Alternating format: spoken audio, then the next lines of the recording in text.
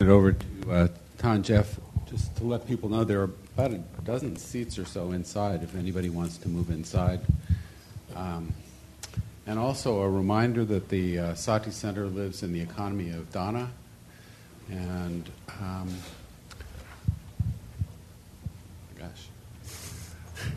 and there's a place near the door on the way out for checks that should be made to the Sati Center. Yeah, but Tony, let me expand. Make sure you make the check to Sati Center, not IMC or Metta Forest. It makes the treasurer's job quite difficult if you fool around with that. Fool around.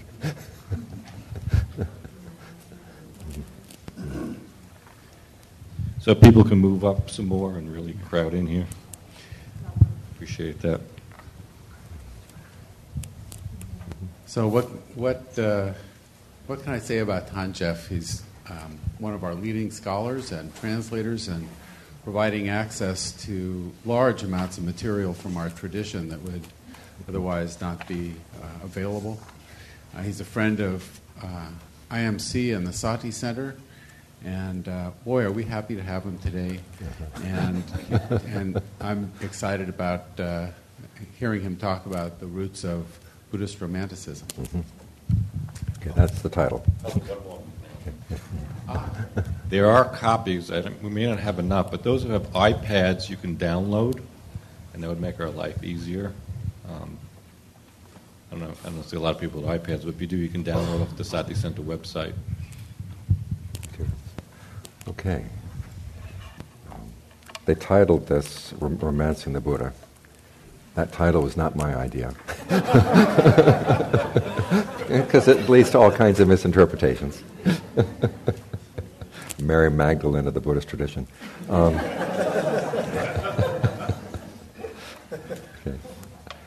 We're going to be talking about the influence that the German Romantics have on the way Dharma is taught in the West. That's basically the theme. It's going to require a little bit of history. In fact, more history than I usually like to get involved with, but it's necessary. So before we talk about the influence that they have on how the Dharma is taught, I'd like to give a brief sketch of what the Dharma is in the Pali Canon. So we have something to compare with, a kind of a baseline comparison. Then we'll get into some of the changes that have been made, how they can be traced back to the Romantics, who the Romantics were, what they taught, and then why their thought has been so influential. Most of us have forgotten their names. If someone asked you, who is Friedrich Schlegel? Who is Friedrich? And they're all Freds, by the way. Friedrich Schlegel, Friedrich Schleiermacher, Friedrich Schelling. There's a German, but they're Freds. Friedrich von Hartenberg. And who have I forgotten? Oh, Friedrich Hölderlin. Most of you say, I don't know who these are, so I've met the Germans. But they came at a particular juncture in European thought, which has since had a huge influence. Many intellectual historians have said that ever since their revolution in European thought, there haven't really been any revolutions. We're still living in their mindset. Also, there's a mistake thinking that Romantics were all about being narcissistically interested in your own emotions. And there is that element, but there's a lot more. And it's the other parts that we're going to be getting into today. But first, a brief sketch of what the Buddha taught, so we can have our baseline to compare what's happened to what the Buddha taught. The Buddha said that he focused on one problem, or one main question, which is the fact of suffering, and then how that suffering can be put to an end. And everything he touched on, everything he taught, was related to those issues. Even when he taught other issues like rebirth or things about cosmology, it all came down to, okay, what are you doing that's causing suffering and how you can put an end to that? That's the issue he focused on. There are a lot of other issues that he would put aside because he said they're irrelevant. There's no overarching system to his thought, and he doesn't touch on very many metaphysical issues aside from the issue of karma and the consequences of karma. The cause of suffering, he said, is the craving that leads to becoming. Now, he's not saying that all desire is bad, but specifically there are certain types of desire that would lead you to take on becoming. Now, the question, of course, then is what is becoming? Becoming is your sense of who you are in a particular world of experience. And this can include anything from your being you, the body you have here in this physical world located right now in Redwood City. But it can also be a psychological kind of sense of identity in a psychological world. If you're a coffee fanatic, you have probably figured out that the coffee is back there. That's an important part of your world right now. Okay? As long as your desire is focused on coffee, you are someone who desires coffee, and the coffee urn is back there. And the relevant parts of the world are the parts that get you to the coffee urn and the parts that get in the way of your getting back to the coffee urn. And your sense of identity surrounds, okay, I'm the person who wants the coffee, I'm the person who will be happy to get that coffee, I'm also the person who has certain abilities to get over there to the coffee urn right now. Okay. Suppose you forget about coffee and you're starting to desire something else. Okay, your sense of the world will change. Your sense of who you are will change. And all of that is becoming. Your sense of who you are in this world. Now this is very important because we'll find out later that the Romantics, when they defined what the spiritual quest was, it's all about becoming. So keep that in mind. Now there is a path to the end of suffering which involves the skills to overcome these kinds of craving, to be able to let go of them. An important one of these skills is right view. The opinions, they're not knowledge yet until you've gotten to the end of the path, but the opinions you hold on to as useful working hypotheses to get along the path. Particularly involving, okay, what is suffering, what is the cause, how you can put an end to it. There's a clear delineation in the Buddhist teachings between right and wrong paths. The Buddha said the wrong paths, like the wrong view, wrong resolve, all the way down to wrong concentration, are like trying to get milk out of a cow by squeezing the horn. There is a very clear sense of right and wrong here. And the right and wrong is based on basically what works and what doesn't work. The path is motivated and maintained by a sense of heedfulness. The sense, okay, my actions really do make a difference. They can be very dangerous if I'm not careful, so I have to be very careful about how I act, so I can act in a skillful way. It's based on the recognition that your mind is not innately good. It's not innately bad either. It's got good and bad tendencies kind of mixed in together, and you have to be very careful about which ones you act on. The path is also motivated by a sense of what they call samvega. You look around and you see the world is just full of dangers in all directions. And you realize, okay, you've been basically trying to take on a sense of identity within any of these worlds, and you realize that no matter what world you take in a sense of identity, and it's going to involve suffering. There's a sense of terror or awe that comes with that. And that's one of your motivating factors, is got to get out. Right view also involves knowing which lines of thinking or questions need to be put aside for the sake of focusing on the problem of suffering. These include things like defining what yourself is. Do you exist? Do you not? The Buddha said, don't ask. That's putting aside, I'm not loud enough? Yes? I have a fuzzy cheek. Yeah, okay, sorry. Okay. Basically knowing which questions to put aside, like defining who yourself is, speculations about the cosmos. In other words, questions that really think of things in terms of becoming. Is yourself the same as the body? Is yourself different from the body? Is there no self? Is there a self? Is the world infinite? Is the world finite? Is it eternal? Is it not eternal? Is there some God back there who has a plan for this? Is there total chaos out there? The Buddha says, these are the things you don't have to think about. Think about what you're doing that's causing suffering and how you can put an end to it. The path, when you follow it, leads to a transcendent goal where the suffering caused by craving no longer exists. This is the essence of the teaching. Again, this is something to be kept in mind because a lot of romantic thought says there is no essence to anything.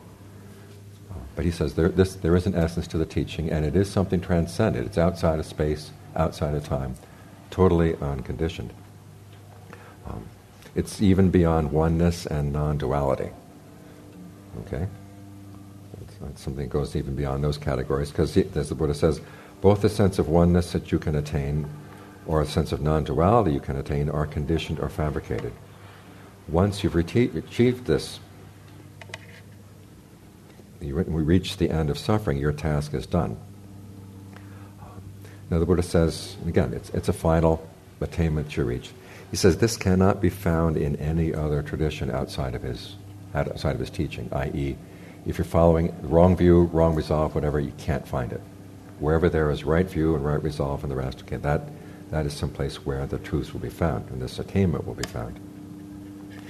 The skills involved here are culturally independent. I mean, it doesn't depend on the fact whether you're American or Asian or African. The fact that suffering is basically the same for everybody, the cause is the same for everybody, the path is going to have to be the same for everybody as well. These teachings are not some sort of visionary's view of the cosmos or transmission from a god. It's basically the recommendations of someone who is able to solve the problem and wants to pass on the instructions on how you can solve the problem as well. So you might think of it kind of a guide left behind by an expert, so you can get the same results that the Buddha got. There's a very definite course of training involving virtue, concentration, and discernment. And in order to make that course of training clear, the Buddha said he taught what was called the cross-questioning of his teachings, i.e. he wanted his teachings to be left open to the ability to ask, for people to ask questions. What does this mean? What does that mean? He contrasts this with what he calls training in bombast. Training in bombast is when the teachings are really beautiful, they feel really nice to hear, they just kind of feel soothing as they go past your ear. But if you ask people, what does this mean? You're discouraged to ask questions. That's training in bombast. We'll get to that later. Okay. He knew that the ability to pass on these skills was subject to the vagaries of time and civilization. He knew it wasn't going to last forever. So he tried to set up a community in which people could take an apprenticeship with people who already knew the skill and could pass them on. Because it's not just a matter of reading the text, but there's also the skills that you're going to learn on a personal level, where the student can question the teacher and the teacher can question the student and can kind of observe each other's behavior. He also set tests for judging which of the records that he passed down are accurate. You know, if the particular teaching, when you put it into practice, leads to these results, then it counts as a genuine teaching. He also set down tests for deciding whether you're worthy of passing judgment or not. Okay, do you have the qualities to give a fair judgment of the teaching? Because it's not just anybody walking in off the street. You've got to learn how to develop concentration, discernment. He asked two things mainly, which was that you be observant and that you be honest. And those are the two basic qualities he wanted in anyone who's going to taste these teachings or test them. He also did not view improvements in the Dharma as a positive thing. There's that passage in the readings we'll get to later where he says, every time you make a change in the Dharma, it's like putting a chink into a drumhead. And after a while, you put all these pegs in. After there's a crack in the drumhead, so you put another peg in, another crack, you put another peg in. And after a while, you get so there's nothing but pegs. And the drum isn't going to sound like a drum anymore. He called this improved Dharma. He said, this is not going to be an improvement. This is what's going to kill the Dharma. The example he gave was kind of like, it was like counterfeit money. Okay, there can be improved Dharma around. And he said, this is basically what causes the Dharma to pass away, in the sense that when there's only genuine money around, you trust the money you get. But if there's not genuine money, if there's counterfeit money around, then you get really dubious even about genuine money. This causes a lot of doubt in people's minds. So he didn't see changes as a positive thing. So that's kind of this outline I want to give first of what the Buddha taught, and what record we have of what the Buddha taught in the Pali Canon. Are there any questions about that before we go on? Yes. Hold on. We have a walking mic. In addition to the walking mic, we've got to mention there's hearing assisted aids out there for those who need it.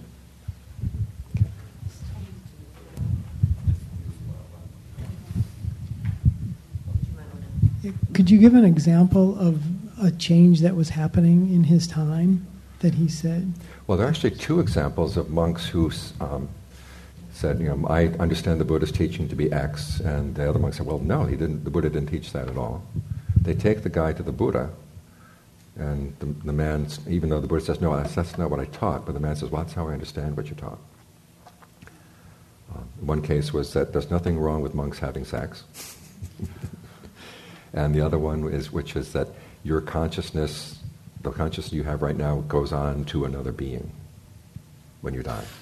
It's this sort of everyday consciousness you have that passes on from one life to the next.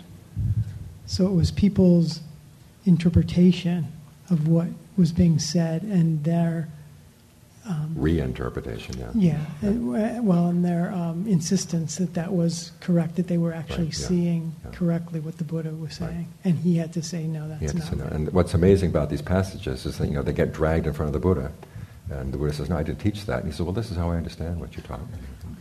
And there are two of the passages where the Buddha is really, really harsh. Worthless man, he says, which the Mokkha Bodhisattva. The Buddha wasn't Thich Nhat Hanh. He wasn't always nice,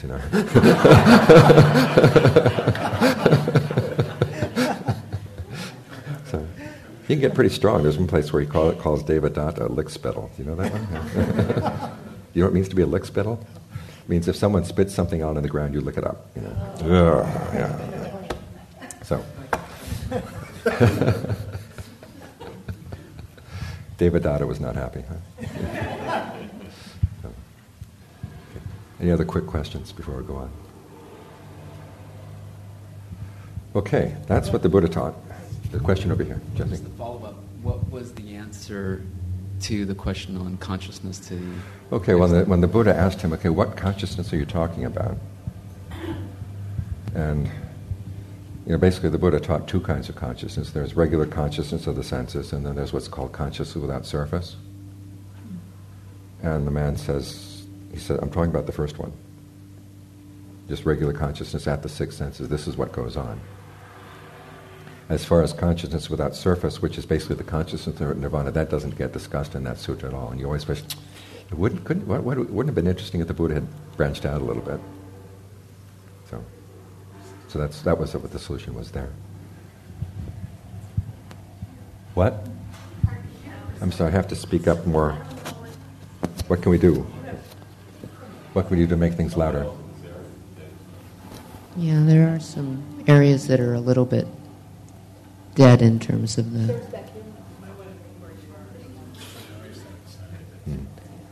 You're near the jackhammer, that's the problem. Really? Okay. Yeah. Speakers don't reach there? Okay. Okay, let's turn it up a little bit and see what happens. Okay. Yeah, and also for people who are asking questions, please use the microphones, because people who have the hearing-assisted devices, they actually rely on the microphones to hear what the question is. Okay. And we're also recording, so thank you very much. Okay, so basically what we have in the Dharma is the Buddha's recommendations on how to solve the problem of suffering. He puts aside other issues that are irrelevant, and particularly issues that are framed in the terms of becoming, i.e. what your identity is and the infinity or lack of infinity, etc. of the world. And that this is a teaching that is culturally independent. It doesn't depend on whether you're white, black, yellow, red, or whatever. Come from America, come from India, come from China or Thailand. It's all the same teaching. It's all the same Dharma. Okay, I'm going to give you a few quotes from modern teachers now. And the question is going to be, okay, what happened? Okay, here's a quote. In the Buddha's opinion, to train in staying open and curious, to train in dissolving the barriers that we erect between ourselves and the world is the best use of our human lives. Egolessness is a flexible identity. It manifests as inquisitiveness, as adaptability, as humor, as playfulness. It is our capacity to relax with not knowing, not figuring everything out, not being at all sure about who we are, or anyone else is either. Another one. There's an underlying unity to all things, and a wise heart knows this as it knows the in and out of the breath. They are all part of the sacred whole in which we exist, and in the deepest way they are completely trustworthy. We need not fear the energies of this world or any other. Another quote. It is the goal of spiritual life to open to the reality that exists beyond our small sense of self. Through the gate of oneness, we awaken to the ocean within us. We come to know in yet another way that the seas we swim in are not separate from all that lives. When our identity expands to include everything, we find a peace with the dance of the world. It is all ours, and our heart is full and empty, large enough to embrace it all. Another quote, our job for the rest of our life is to open up to that immensity and to express it. What happened? Another one, it is easy to get caught in the notion that there is a goal, a state, a special place to reach in spiritual life. When we enter the gateless gate, we come to the end of seeking. Before this in our life, we may have tried many ways to find enlightenment or become something special. Finally, when we enter the gate of the eternal present, we discover that we're not going anywhere. So, what happened? And what happened is the Romantics. Give you a few quotes from the German Romantics for us to get a sense of what they taught. To romanticize the world is to make us aware of the magic, mystery, and wonder of the world. It is to educate the senses we see, to see the ordinary as extraordinary, the familiar as strange, the mundane as sacred, the finite as infinite. Sounds like a Dharma talk, right? Another one. The individual is not just part of the whole, but an exhibition of it. The mind, like the universe, is creative, not just receptive. Whoever has learned to be more than himself knows that he loses little when he loses himself. Rather than align themselves with a belief of personal immortality after death, the truly religious would prefer to strive to annihilate their personality and live in the one and the all. Where is religion chiefly to be sought? Where the living contact of a human being with the world fashions itself as feeling. Truly religious people are tolerant of different translations of this feeling, even the hesitation of atheism. Not to have the divine immediately present in one's feelings has always seemed to them more irreligious than such a hesitation. To insist on one particular conception of the divine is to be true is far from religion. Every relation of man to the infinite is religion, that is, man in the entire fullness of his humanity. Only someone who has his own religion, his own original way of looking at infinity, can be an artist. Okay, those are some romantic ideas about religion, and they sound very familiar. The influence, they came through several ways. To us down through humanistic psychology, through the comparative study of religion and cultural studies in general, and also ideas of a perennial philosophy, that there is a perennial core to all religions that speaks the same. And this perennial philosophy is basically the question of what is your true identity, what is your true relationship to the cosmos. The Romantics are actually the first modernists and postmodernists. On the one hand, they were first to grow up in the sense of an infinite universe. They also developed a sense of irony towards all systems of thought, the way the postmoderns do. And as I said earlier, they're not just emotional narcissists. One of the many ironies of Buddhist Romanticism is that those who denounce it are often practicing it without realizing it.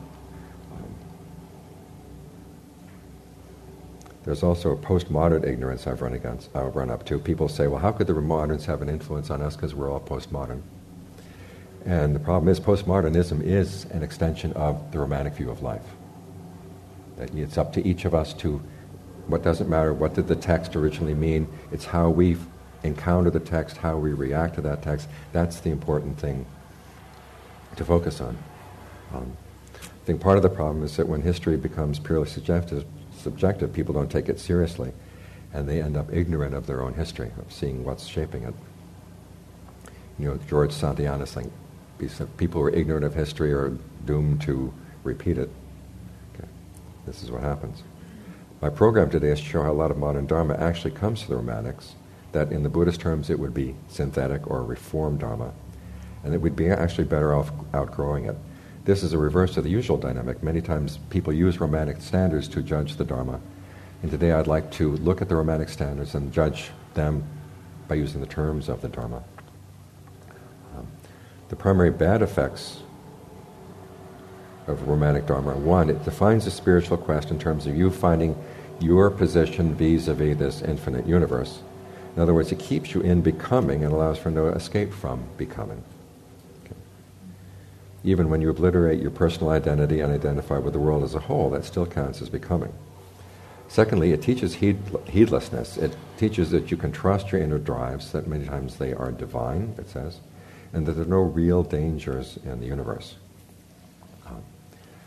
There's also the question of how Romantic views are used to justify the way we do change the Dharma. Even when you call people's attention to the fact that the Dharma has been changed, it gets justified by using romantic views of history, saying that every religion has to change as people change. The universe is an ongoing process, and there's nothing that has any essential eternal meaning or eternal identity. Okay. So the method we're going to use today is a combination of what's called genealogy and cultural psychotherapy. Genealogy is basically trying to trace ideas back, not to show that there is a sort of a coherent rationale to why we pick up a particular idea, but more to see how really bizarre it is certain ideas just manage to survive. There's a certain randomness to the way we pick up ideas from the past and carry them on.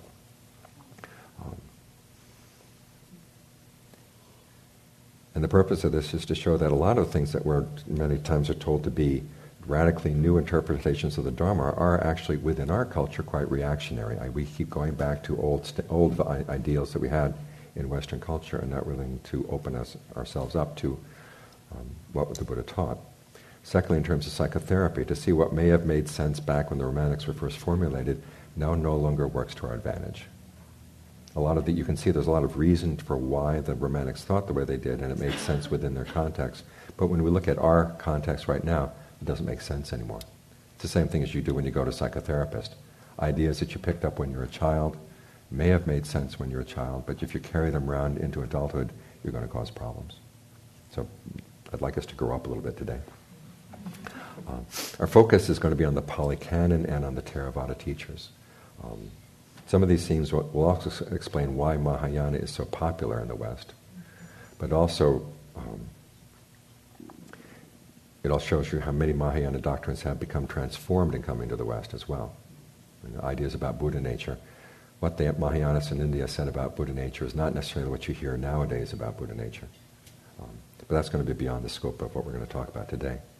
Also, I'm trying not to name names. When I read a quote from a modern Buddhist teacher, please don't ask me who said that. This is partly as a Buddhist principle. When you're teaching the Dharma, you don't want to exalt yourself and disparage other people by name.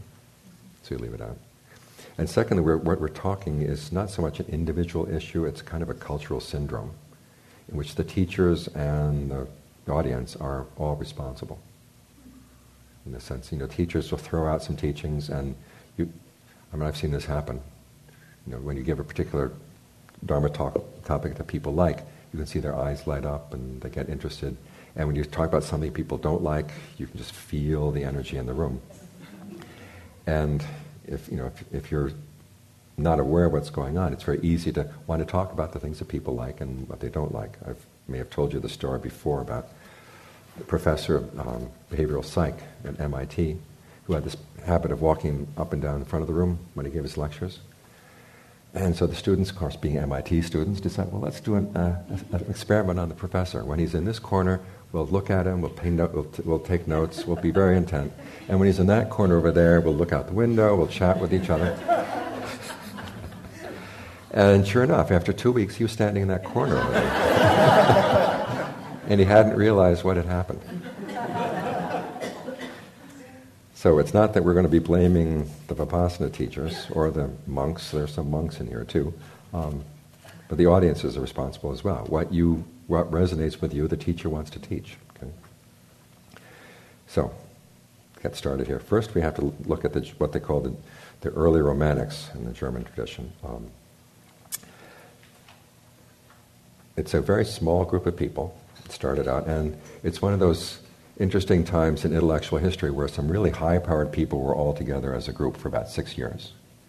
And playing their ideas off of one another, they really heightened the creativity of the entire group. We're talking basically about a period from 1797 to 1803, very short period.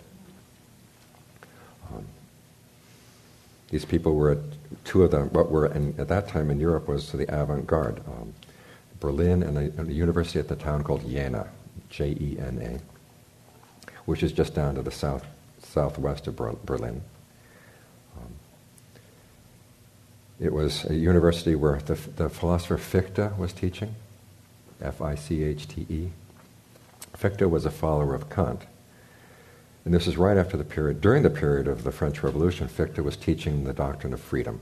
There's that infinite freedom of the individual to shape your own sense of identity and to shape yourself in the world. In fact, this is how you knew that you actually had a self. It was through this ability for you to shape the environment around you.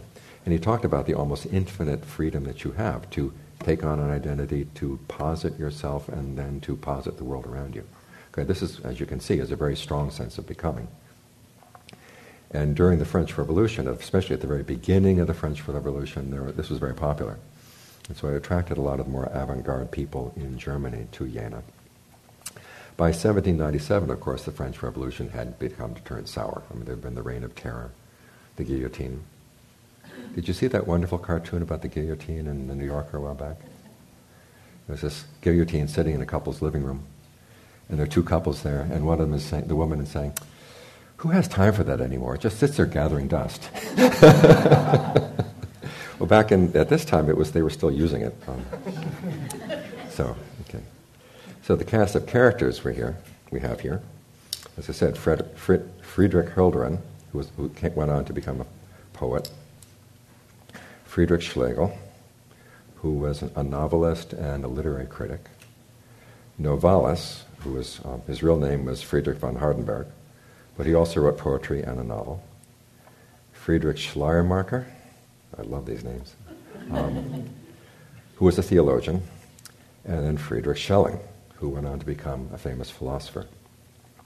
There are two women who were very closely associated with the group. There was Dorothea Mendelssohn Weitschlegel.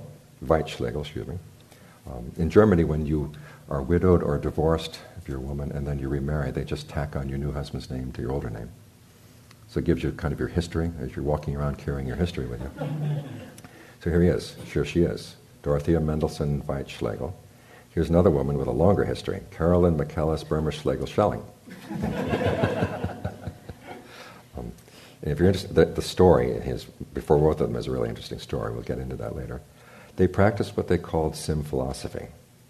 Sim as S-Y-M, like a symphony, but it was Sim philosophy. The group would get together and talk and sort of bounce ideas off one another, and there was kind of a heightening of what they felt, the sense of discovery they had as they were beginning to put together knowledge from all sorts of fields. Dorothea herself wrote this passage. Schlegel talked about the inner university as being a symphony of professors, and the woman he was shacking up with, Dorothea, wrote this letter to a friend saying, "Such an eternal concert of wit, poetry, art, and sciences surrounds me here, can easily make one forget the rest of the world." Because it was a very intense kind of avant-garde group getting together. Their main field of study was philosophy. Now you have to remember, philosophy back in those days is not what it is now. It wasn't just one department out of many in the university. It was the overarching department. This is where you took the knowledge that you gained in astronomy and physics and biology and all the other fields and tried to bring them together. Kant, in addition to teaching what we regard as philosophy, also taught math, science, anthropology, lots of different subjects, and his duty was to bring everything together in one coherent body of knowledge. Now the problems that they were facing at that time, the big number one problem came from new discoveries in astronomy. You've probably heard of William Herschel. He was the astronomer who discovered the planet Uranus. But he was even more influential in his view of the cosmos as a whole. And to give you an idea of the effect that his discoveries had on intellectual history, one of his main articles that he wrote on what he was seeing as he was looking through his telescope appeared in 1789, the same year as the French Revolution.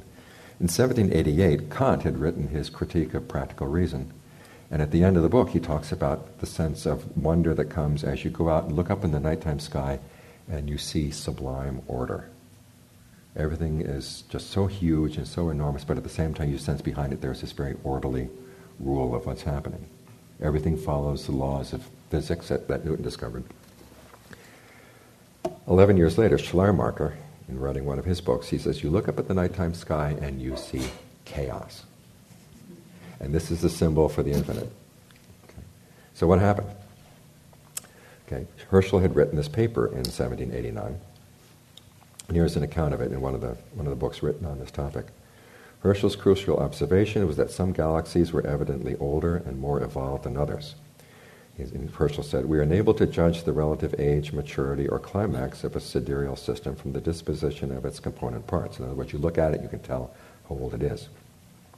"Nebula and star clusters are in effect like species of plants," he said, "at various stages of growth and decay. Youth and age are comparative expressions, and an oak of a certain age may be called young, while a contemporary shrub is already on the verge of its decay." In other words, when you look at the age of galaxies, we're talking about huge spans of time. Now, he was the one who proposed that we live in an infinite universe, and Earth is just on a little arm of the Milky Way. He actually figured out where we were in the Milky Way by looking at the sky. He and his sister Caroline were kind of at the forefront of astronomy at the time. In the same way that Copernicus moved the center of the universe from the Earth to the Sun, Herschel came along and said, there ain't no center. It's infinite, it's huge, and we're just part of one galaxy. There are many galaxies out there. And the time frame that's required to think of a galaxy forming and going into dissolution, we're talking about millions and millions and millions of years. It wasn't 6,000 years, the way the later people had calculated the Bible. We're talking huge amounts of time. Okay, the fundamental force at work was gravity, gradually over time compressing nebulous gas into huge bright galactic systems and eventually condensing into individual stars. So that, for instance, a cluster, a nebula, which is very gradually more compressed and bright towards the middle, may be in the perfection of its growth, while another type of cluster showing more equal compression or distribution of individual stars might be looked at as very aged or drawing towards a period of change or dissolution. Then Herschel goes on. To continue the simile I borrowed from the vegetable kingdom, the heavens are now seen to resemble a luxuriant garden which contains the greatest variety of productions in different flourishing beds. We can extend the range of our experience of them to an immense duration. In a garden we may live successively to witness the germination, blooming, foliage, fecundity, fading and withering and corruption of a plant. Just so the universe presented is a various number of specimens selected from every stage through which the plant passes in the course of its existence, but brought at once to our eyes and viewed in one particular moment from the Earth. In other words, we can see galaxies at all different stages of life. Now this blew people's minds. There's another astronomer who was writing letters to his pupils, said, "Astronomy has enlarged the sphere of our conceptions and opened to us a universe without bounds, for the human imagination is lost. Surrounded by infinite space and swallowed up by an immensity of being, man seems but as a drop of water in the ocean, mixed and confounded with a general mess. But from this situation, perplexing as it is, he endeavors to extricate himself, and by looking abroad into nature, employs the power she has bestowed upon him in investigating her works." Notice there's no mention of God there. This is just nature, and nature is infinite. Prior to this time, the only infinite thing that was admitted in Western thought was God. Now the universe is infinite. So that's one problem right there. We live in a universe with no center, where we were just living in one tiny little speck, one little speck out of many little specks out there. And the whole question of, well, what does your life mean in the face of all this, became a big issue. How are you going to relate in this? What has meaning, what has no meaning? Okay.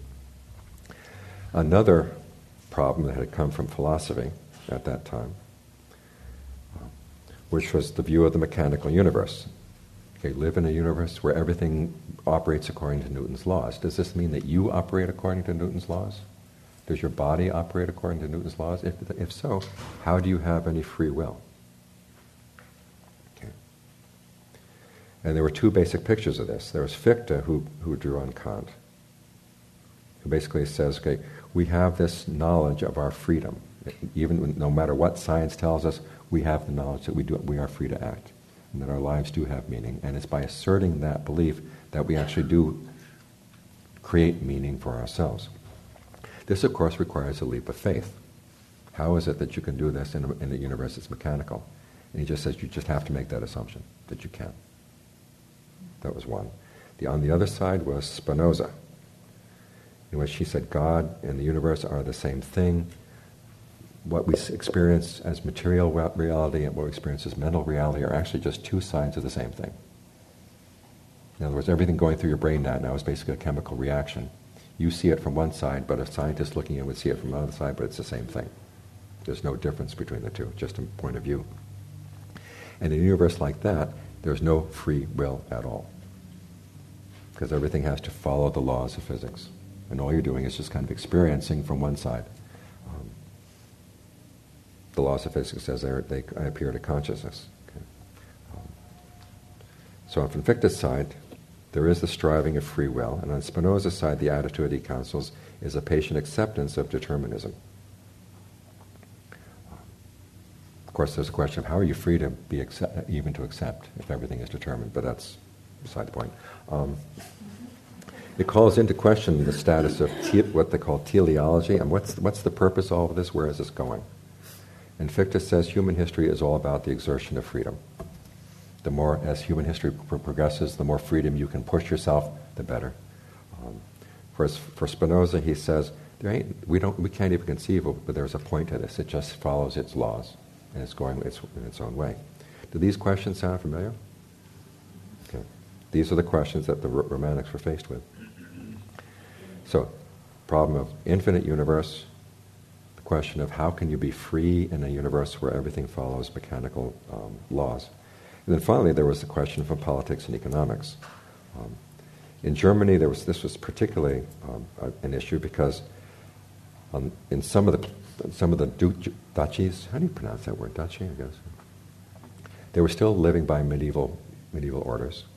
And in others they were much more modern. Frederick the Great had modernized everything around Berlin, basically to maximize the revenue. Because it was expensive to be a monarch in the 18th century. You had to put on big parties, you had to have a big palace.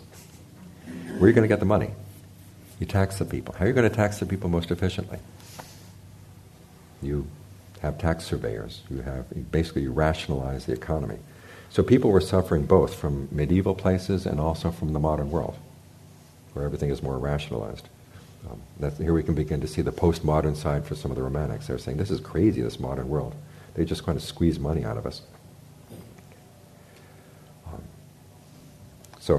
And given that, on the one hand, you had these problems in Germany, and then there was the French Revolution, which raised the issue of what extent can you actually reform society and find freedom.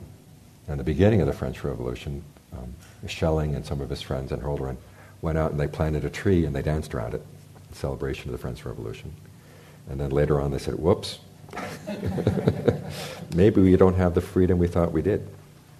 So that raises the question, again, between Fichte and Spinoza, is there a determinism to things that we just can't change, or do we have the right to exert our will? Okay. So those are the questions they faced, and their solutions came from a grab bag of 18th century philosophy, literature, science, religion, and they all centered on that issue of, I said, what I call theology. What's the purpose of all this? Where is it going? Part of it, they grabbed the image from Herschel, where he described the universe as an organism. It's like a plant. It grows through certain stages. There's birth, development, maturity, and then decay. In fact, someone once said that article that I quoted from, Herschel converted his astronomy from being a mechanical science to being a life science. We're studying the life cycle of stars, the life cycle of galaxies, and so forth. So what is this issue of teleology? Now that ties into two big issues from the 18th century, which is biology and aesthetics. Now to us, biology is one thing, aesthetics is something very far apart. But back in the 18th century they were put together, and in a few minutes you'll see why. From biology and physics came knowledge about electromagnetism, the fact that matter is not inert, it actually has energy. Prior to that time they felt, okay, matter has to be inert, it's dead, and the only way anything's going to move is if some conscious agent pushes it. Now they said, hey, wait a minute, matter has electric energy. It has magnetism. There are forces in matter, which what it does, it dissolves the boundary between mind and matter. Matter has force. Mind has force. Maybe it's the same force. And this issue had already been raised. Okay. And as far as organisms, they were beginning to realize that in an organism, causality doesn't just go one way. There are different parts of the body are going to have an influence on other parts of the body, which then in turn influence the first part. There's a interplay between cause and effect, with one part of your body giving signals to another part, and then that part of your body giving signals back. So they begin to see causality doesn't just go one way. There's something called organic causality. And the definition of an organism is something that is organized for the purpose of continued survival, but it has a purpose. This interplay of causes actually does have a purpose. That's actually what defines an organism. There's also an interplay between the organism and its environment. You give a stimulus and the organism responds. And in responding, it's going to change the environment, which then creates another stimulus that comes back. So we're beginning to talk about feedback loops. And secondly, the organism goes through stages of development. It's heading someplace toward its goal. So you can see where this line of thinking is heading. We don't live in an organic universe. We don't live in a mechanical universe. We live in an organic one. Herschel had said the universe is like a big plant. This is what plants are like. There's actually an interplay of forces. So it's more organic. As far as aesthetics, I don't know if we're ever going to come to the end of this. I'll try to make it really simple. You've probably heard of John Locke. Okay. John Locke was basically saying, we don't have any ideas that we didn't pick up from our senses. And then we reflect on what we picked up from the senses and we try to make sense of the world. He had a student whom we probably don't know. We never study him in philosophy or anything else. He's called the Earl of Shaftesbury. In fact, this was the person he was tutoring. The very first person to give a non-religious response to Locke, which is that we don't have any innate ideas, but we do have certain innate qualities in the mind. And one of them is that if you see a moral act, it is beautiful. We're inspired by a moral act. There's a sense of the beauty of that morality. And that sensitivity to morality means that we're able to see the whole of a situation and to see how that act fits beautifully into the whole. So that, human being as a member of society, if you do something really selfish, it looks ugly because it doesn't promote the whole of which you are a part. Shaftesbury was really big on interconnectedness. And the fact that you are part of this whole, your moral acts are things that further the whole and further yourself at the same time. And he made the distinction between systems, which are organic in the sense that they are oriented toward an end. Different things come together for a purpose, rather than a random collection of what he called aggregates. Now, just as an aside, this is where we get the word aggregate for the 5 aggregates. Okay. So you begin to see, can you see the connection now between biology, the theory of an organism, and aesthetics? Okay, there is a whole here, and the parts act together to further the whole in an aesthetic system. And throughout the 18th century, people in England, Shaftesbury didn't have much of an influence, but in Germany, when he was translated in German, it hit Germany big. And a lot of philosophers picked up on this. They like to pick up on the idea that a beauty of an object, where all the parts fit together for in the whole, there's a unity in the diversity. This is a really good symbol for the universe. Because the universe is nice and aesthetically whole. Gives us knowledge of the perfection of God's cosmos. There was also an revival of interest in the 18th century in Plato, and particularly Plato of the Symposium and the Phaedrus. In the Symposium, Plato taught that your love of beauty is an expression of your desire to return to something eternal. All love, even eros, sexual desire, has basically a holy component to it. When they're talking about sacred sexuality, they're talking about Plato. The sense that first you have the desire for a beautiful body, and then from that you begin to see beautiful things in nature, and that leads you to what is the source of all beauty? And it sort of becomes more and more spiritual as your sense of beauty develops. When we talk about Platonic relationships, it's not what Plato thought about Platonic relationships. Okay. The other part of Plato that they really picked up on was from the Phaedrus, which is that when an artist has inspiration, it comes from a divine origin. There's some God out there that acts within you that inspires you to create an artistic piece. So aesthetics talks about the wholeness of things and how the different parts fit into it for a particular purpose. This is how aesthetics and biology come together. Now Burke, an English thinker at the time, threw a monkey wrench into this. He said there are two types of aesthetic experiences. One is the sense of the beautiful, and the other is the sense of sublime. Now the beautiful is something, there's an object, you can see the proportion of its elements, and everything feels nice and well proportioned, fits together nicely. The sublime is something that's so big that you cannot get any sense of order particularly, or a sense of how the pieces fit together, because it's just too big to comprehend. But it's overwhelming.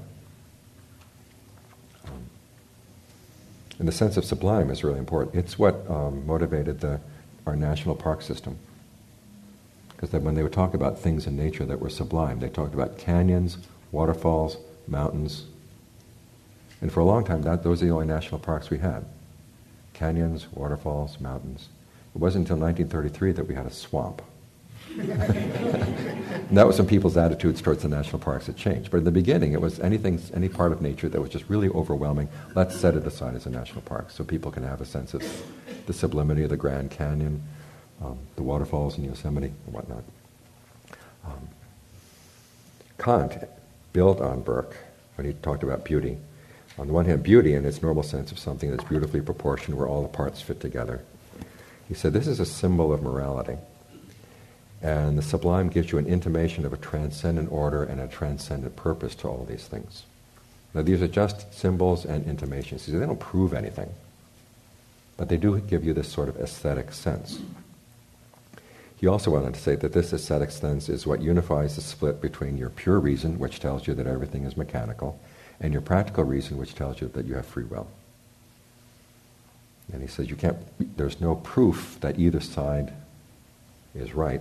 But when you go out and you sense the beauty of a natural object, and especially you sense sublimity in nature, it gives you the sense there's something bigger out there that really holds all of this together. Can't quite comprehend what it is, but you know it's there. Sense it's there. Okay. Schiller built on Kant by talking about beauty as the appearance of freedom. And here it is, but freedom for him was not so much self-determination, whereas it is balancing the different parts of your personality. In other words, you're free because you have these drives. You have these physical drives, but you also have intellectual drives, you have moral drives. And they're usually in conflict. But he says if you can find some way of bringing unity to them, that's a beautiful act. But at the same time, that's how you can express your freedom. Like unlike Fichte, he didn't say you had total freedom. But you do have the freedom, given that you have conflicting drives, that you have the freedom to learn how to bring a balance to them. That's how you accept it. So freedom becomes less a matter of self-determination, but it's a matter of trying to bring balance and wholeness to yourself. And he talked about something called the play drive. We have physical drives and we have moral drives, and we put them together in the play drive.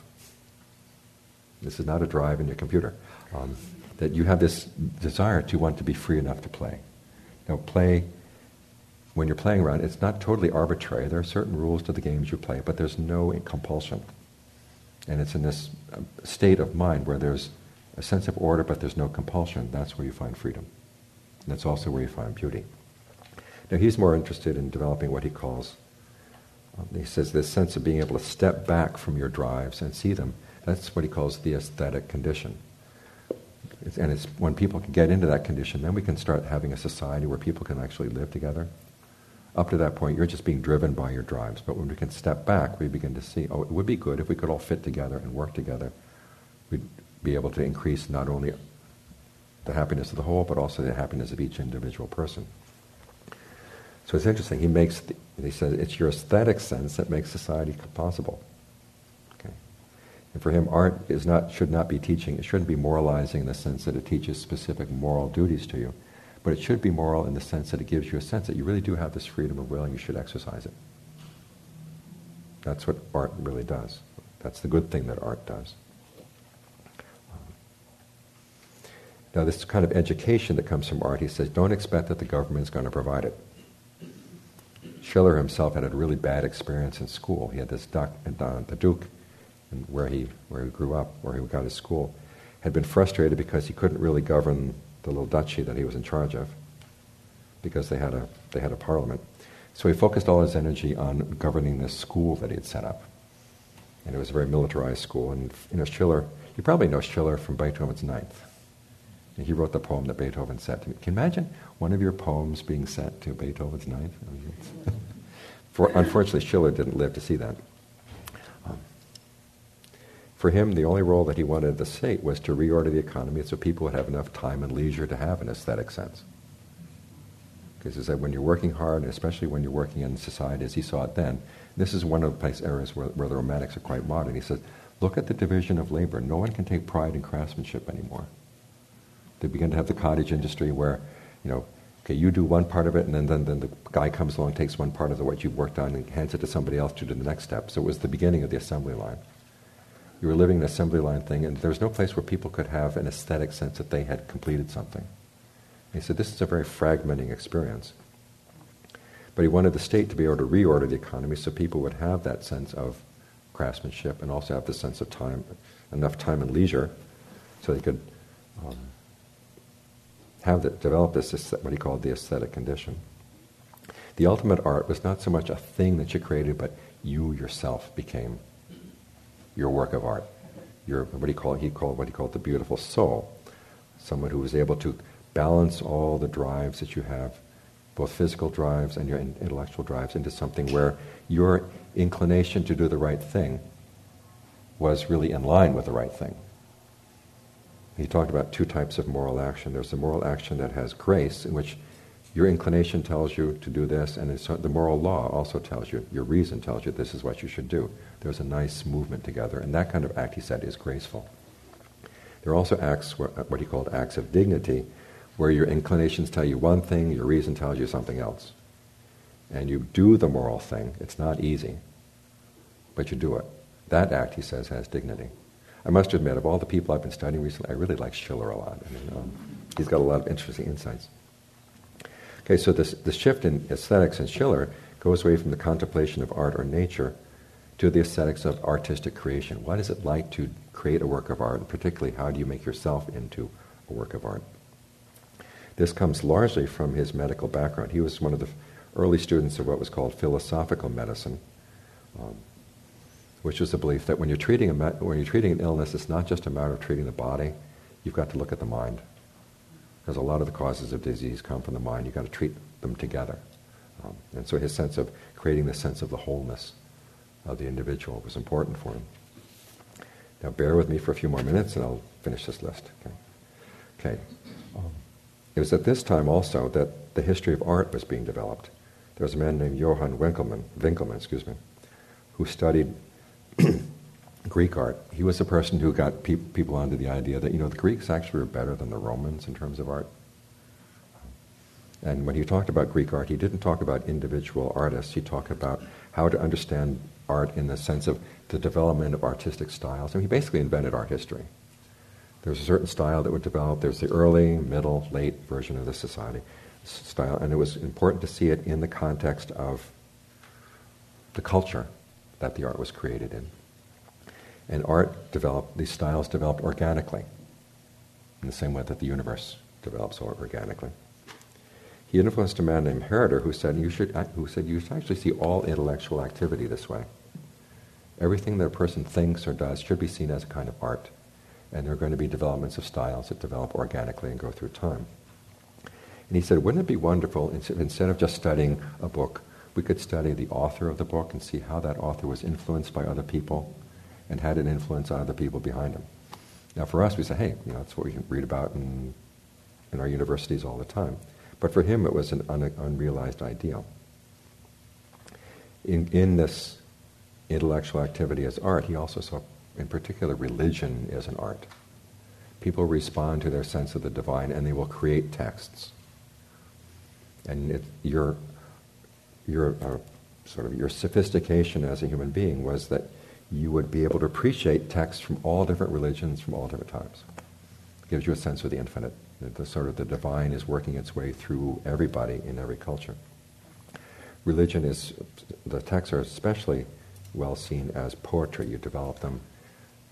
Each text is kind of an artistic expression. The poetic expression is the best. And what you should do If you want to develop maturity, is you want to develop an infinite taste, so you can appreciate the creative force in the universe as it expresses itself in all cultures, changing over time. Okay. Two more sources of thought for the Romantics. We hear the word romantic, and the question is, well, what's romantic about them? I mean, they were having affairs. Of those 5 people I just named, 4 were having affairs at one time in their life. 3 of them were adulterous, and they glorified it. One of them, actually, Schlegel wrote a novel based on his adulterous affair, glorifying that, because he and this woman loved each other truly, their love was more holy than the fact that she was married. And then another one, who was also in the midst of an adulterous affair, wrote some letters to his friend saying that this is a really holy novel. Because it was, so there is that side of the Romantics. But the whole idea of what we call romantic truth comes from the word Roman, which in German and French means novel. You want to look at your life as a novel. And the kinds of things you can say in a novel are very different from what you can say in a philosophy class. We'll get into this a little bit later.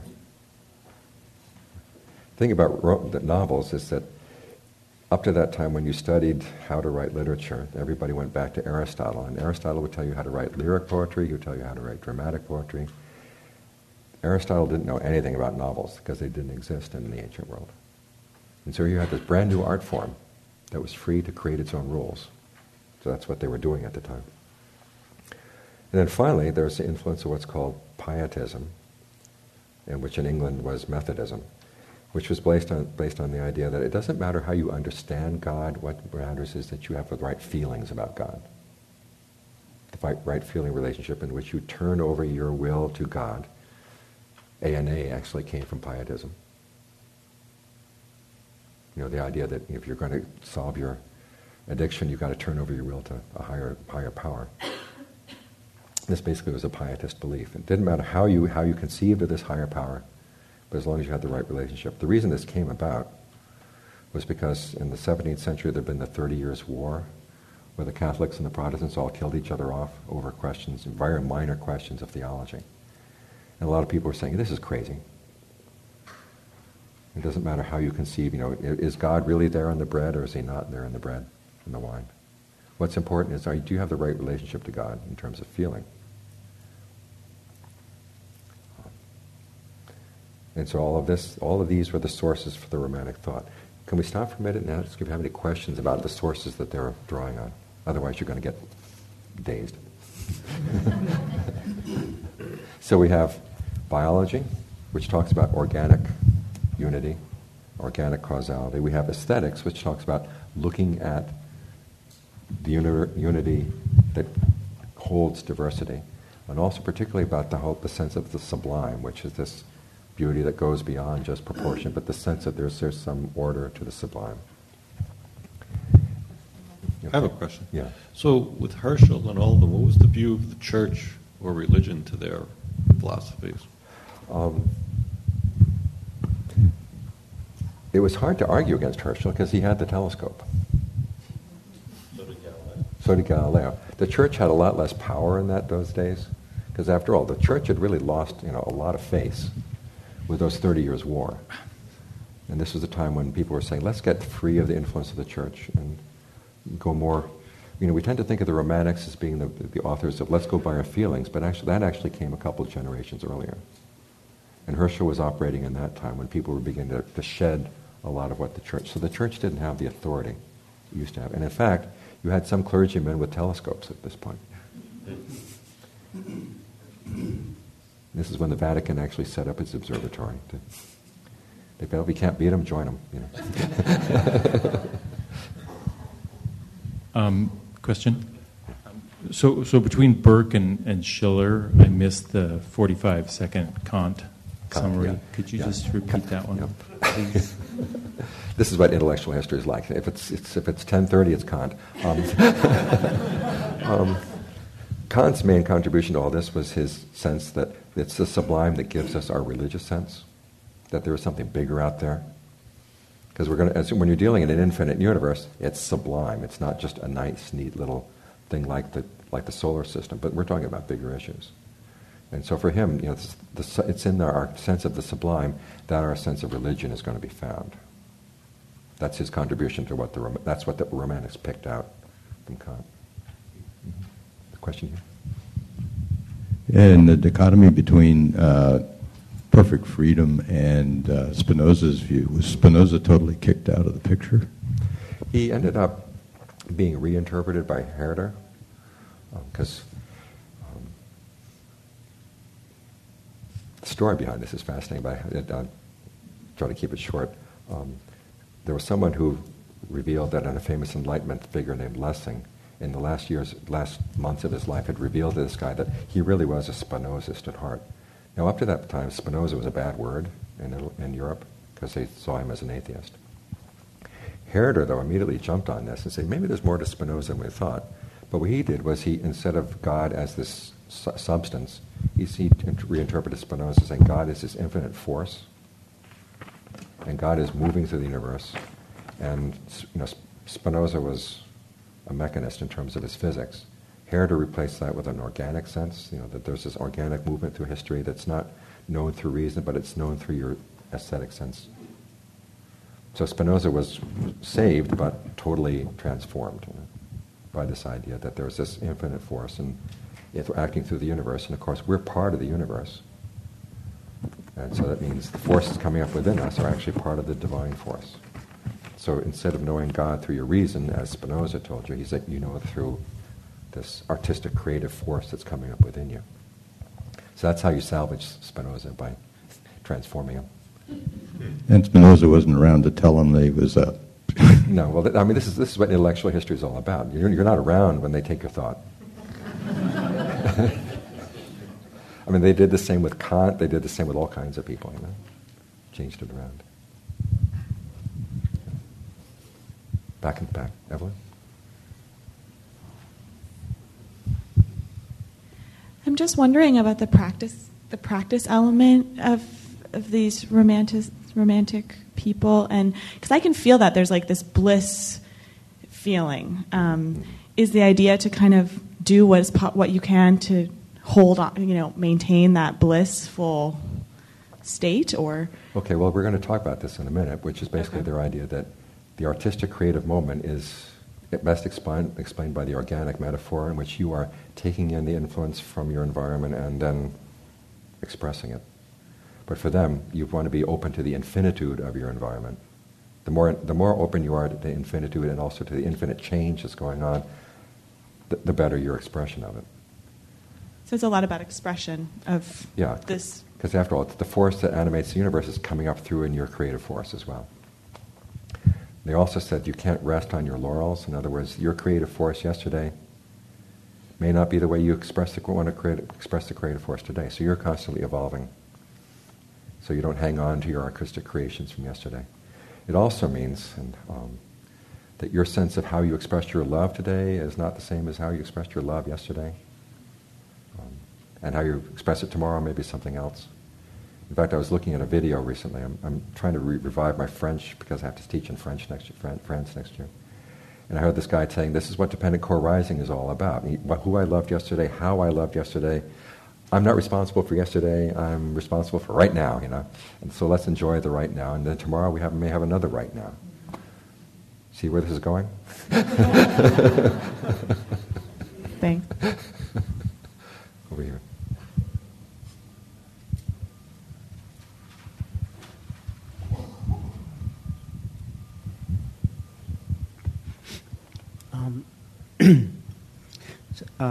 You said earlier something like, and when you covered a lot of information, I'll get a lot of what I say wrong, but I think it was the organic. You were speaking about organic thought, organic movement, and how different parts were moving towards a purpose or a cause, something like that. You said moving toward an end, right? Toward an end. But I don't know if it was intentional or not. You didn't say what that end was, and because that fits into many other things you said, as well as probably where we're going today. And I'm curious. Yeah, there's a teleology to this. Yes. Where that was headed. What is that end? Each organism has its particular purpose, like you to survive and to reproduce before you die. And then there's a question of how this particular organism fits in with the species that it's a part of, and how that species fits into the whole of the world. Now, some people said, well, obviously God has some good purpose, so it's all going for a good end. But then that becomes the question, just the general framework that an organism works toward an end. If you view the universe as an organism, there must be some end to which it's going. And the different Romantics had different ideas about what that end was, but they all shared the same idea: it's going someplace. And either you can understand where it's going, or you can just kind of intuit, well, I don't know where it's going, but I know I'm part of this movement, so whatever creative force is coming up through me must be the creative force that's leading to that end. So again, it's either you can either way you can trust something about this, that it's all okay, even though it's too big to put your head around. There's an huge element of trust here, which again goes against what the Buddha taught about heedfulness, i.e. you can't trust everything that's coming up inside you. So that's where this is headed. Anything else? Okay, so what did the Romantics make out of this? Okay, with the idea that everything is force, matter has force, the mind has force, we're all one. We're all part of a large organism. The oneness of being is the given that they said, okay. Spinoza said, okay, the universe is their one thing. Okay, we're part of that universe. They picked that much up from Spinoza. So here they rejected Fichte, saying the universe is out there, we're in here, and we're fighting. Okay, they picked up Spinoza that we're all part of this one large being. We've lost our sense of oneness, though. And so we live in dualities. These dualities are artificial, and so the spiritual quest is to get rid of those dualities. They decided they could combine Spinoza and Fichte to explain the role of freedom of a finite person in an infinite universe, but here the universe is organic. The fact that it's not mechanical, in fact it's organic, is what allows them to say, well, there is some exercise of freedom. And here they take freedom in Schiller's sense, and not that you have absolute freedom to shape yourself, but you do have the freedom to decide which of your drives you're going to follow and which ones you're not. And so you can try to find a sense of whole. So as I said earlier, that the infinite is now an attribute not of God, but of the cosmos. Okay. And as I mentioned just now, they replaced the impersonal determinism of Spinoza with the vitalism of Herder and Schiller, which is the idea that there's a force moving through the universe. And this force is organic and it's expressive. The highest expression of it is when you can actually express. Atoms can't express much, but animals can express more. They can actually call to one another. Human beings can express more than animals. It's kind of a development of all of this same force. The universe is constantly evolving. It's going to an unknown end that nevertheless can be trusted to be good, because after all, it's God, right? God's got to trust God. So they rejected duality on that level, on the level of freedom. They rejected duality of the distinction between things in the world. And it was basically seen at three levels. One is that you reject the duality of human nature. Your mind and body and your reason, your sensibility are all parts of the same thing. It's not like your reason goes against your emotions, but they should work together. It's not like your mind and your body are separate. They should be working together because they actually are part of one. They also rejected the duality between subject and object. When you're looking at something outside, that is nothing really different from what's inside here. We're all part of the same reality. Subject and object here can be between you and nature as a whole, and also you and other human beings. We're all part of a oneness. Okay. Art is a kind of education that helps to overcome any sense of duality we have. It unifies society through love and art. Those are the two things that unify society. And unify yourself with nature by your feelings expressed through poetry. So again, it's the arts here that are going to bring about the unity that we're looking for. So the basic proposition is oneness with all nature, a sense of being part of nature's ever-evolving purpose, is an immediate aesthetic intuition. In other words, when you open yourself up and are very receptive, you will sense this oneness. You will sense this power coming through you. So putting your mind in a very receptive state. And then from that receptive state, there will be a creation of something. That's your work of art. For them, the big issue, the big religious issue, is how to understand your relationship to the universe as a whole. Okay, now that's a question of being. You know, who are you and what's the universe? How do you understand that relationship? So you can see this is one area where the Romantics really were going against what the Buddha was teaching, because they're glorifying becoming. We're looking for a heightened state of becoming, in which you have a sense of oneness with the universe. Now the question, how is this relationship to be understood? Three of the Romantics we're talking about, Novalis, Hurlder, and Schlegel, talked about it as an interplay between creative forces within and without you. Both the inner bringing the outer toward completion and the outer bringing the inner. In other words, you become a more complete person as you allow the infinite universe to act on you. As you grow, and you do this not only by going out in nature and just kind of communing with nature. They also said, if you want to understand how the universe is evolving, study history. And not just German history or European history, world history. They were beginning to have some sense of what was going on. There was a world outside of Europe. And that the thought of the world outside of Europe really mattered. It was good to know. Now, these creative forces, because they are constantly evolving, there's no rules that you can take from anybody in the past. So the rules, each expression is free to follow its own rules. Expression must always be followed by a new openness, because the universe is constantly evolving. So as I said, what you felt about the universe yesterday may not be true about what you feel about it today. So you have to learn how to develop this state of openness to the forces acting through you, so we have new ways of expressing it. Now the different thinkers had specific ways of looking at this. And here I'll ask for your indulgence for a minute. Novalis, I'll give you a little thing on Novalis. Novalis was the one who died young. He was the one who was engaged to this young woman. She died before the age of 15. Can you imagine being engaged before you're 15? But she died, and he spent a lot of time at her tombstone. Finally got re-engaged, and before he could get married, died of tuberculosis. I mean, typical romantic poet, okay? No.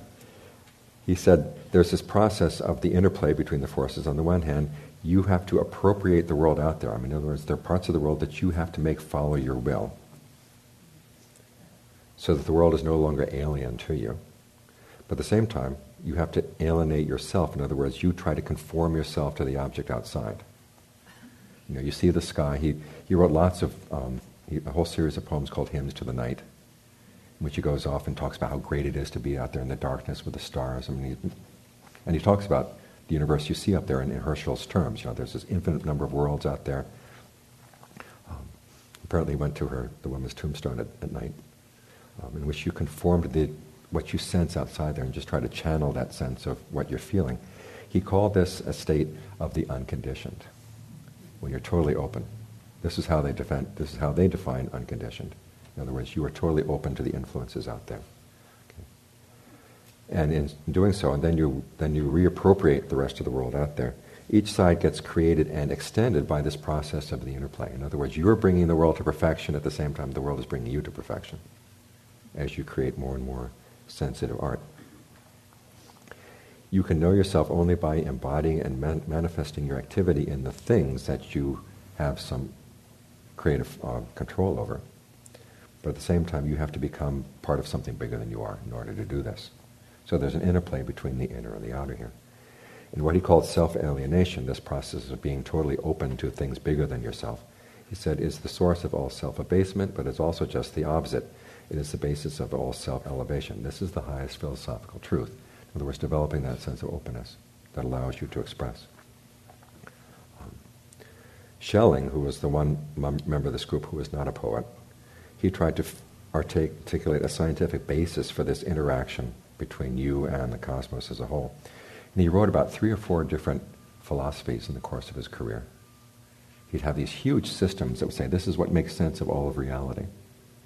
And then 3 years later, whoops, no, try it again. Kept doing that for a long time. But he made some interesting comments. He had a huge influence on Emerson, which we'll get to later. And he based all this idea on artistic creativity on a basic biology, the connection between what they called irritability, the fact that you would be sensitive to something and then you would respond. And then another term they used for it was sensibility, and that your response actually came from you're trying to make sense of these outside forces acting on you and to do an intelligent response. So it's not just random response like material things, but there is some plan to how you respond. So he tried to find the source of all this in biology. And his thought, the whole question of freedom, for him came to me less and less any idea that you had any choice. He said, because you are finite, and this is where he's getting and falling more and more back into Spinoza. He said, the finite is nothing unless it is part of the infinite. And so you have to learn to see all of your activities as the totality of nature acting through you. So freedom becomes not freedom of choice, but freedom of self-expression. That plays a huge role in our society right now. I don't care if I have choices or not, but I want to express what I feel. And Schelling was trying to give a philosophical basis for this. Okay. So how is this sense of oneness and purpose best expressed? Now, Schelling, in his particular case, tried to create a system. And all the rest said, given the fact that everything is evolving all the time, no system can contain this. All you have are just flashes of insight, flashes of inspiration.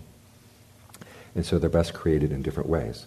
Hölderlin said, the best way to create all this, and to express it, is through novels and poetry. And you might choose a particular philosophy based on your stage of emotional development. You're going through a bad period, you don't like yourself, just say I can't help myself, this is the force of the universe acting through me. At other times when you're being more creative in your life and things are going better, then you start believing more in free will. And it's easy to make fun of this, but for him the whole idea is that there is no one system to contain things, but different systems will express what you need at that particular stage in life. And he actually gave an astronomical image for this. He says the course of a planet as it goes around the sun is an ellipse. It doesn't have just one center, it has 2 centers. And sometimes you'll tend more towards the center of freedom, and other times you'll tend more to the center of the outside forces acting in you, based on your stage of development. Now, talking about stages of development, they don't talk about that in philosophy, but you can talk about it in novels. In fact, that's the ideal place. Philosophies, he said, are tested by being lived, and a novel is the best picture of how people actually live their lives. He wrote a novel called Hyperion, and this is one of the statements in the novel. Just as Jupiter's eagles heard the song of the Muses, so I listened to the wonderful infinite tone within me. Goes on to claim that the beauty of the one and all is not something that you have believed or think about, but he has seen and come to know it. Now, if you stand up in a philosophy class and make that claim, nobody's going to shout you out and they've run you over to the English department. But if you say that in a novel, it can be very convincing. You get to trust the character, you empathize with the character, and you say, yeah, I understand, I resonate with that. Okay. So that's one way you express this sense of oneness and purpose of life, is through novels and poetry. Novalis, the other poet, said openness should be cultivated by what he called romanticizing the commonplace. That quote I gave you earlier about romanticizing was from him. And your response is to what he called live authentically. Have you heard that word, having an authentic life or having an authentic response? Novalis was the one who came up with that meaning of the word. And again, the primary form is through novels and poetry. Here's a quote from Novalis. Romanticizing is nothing other than a qualitative raising to a higher power, by giving a higher meaning to the ordinary, a mysterious appearance to the ordinary, the dignity of the unacquainted to that which we are acquainted, the mere appearance of infinity to the finite. I romanticize them. The opposite of being a Philistine, which means to sustain a mechanical repetition of your everyday habits, is to be an authentic person, someone living outside the commonplace, someone who has subjectively transformed the commonplace into something magical. Here's a quote about Novalis. Novalis came to conceive the central issue of our temporal existence as that of authenticity, how to be true to ourselves as the kind of open-ended, temporal existing creatures we are, and how to be true to the fact that the choices we make about who we are best themselves choices who we are and to be are themselves choices based on fully contingent matters that are not only themselves not objects of choice, but whose very nature is necessarily obscured from our view. In other words, we're not free to shape ourselves. Our only freedom is to take what lies beyond us and to fashion something out of it that we find that we can give a heightened reality to. And as he said, life must not be a novel that is given to us, but one that is made by us. In other words, go out and make your life into a novel by romanticizing it, bringing it to a heightened sense of the reality around you, and having an authentic response. As for trying to develop a philosophical system, he said, this is pathology. You're trying to create a sense of being secure in this infinite universe, which is really beyond you because it's constantly changing. You can trust it, but there's no ground on which you can base it. Have you heard other Dharma teachers say this? Yes, okay. They got it from Novalis, whether they knew it or not. Okay. Now for Schlegel, we're going to get anywhere this morning, gosh. Okay.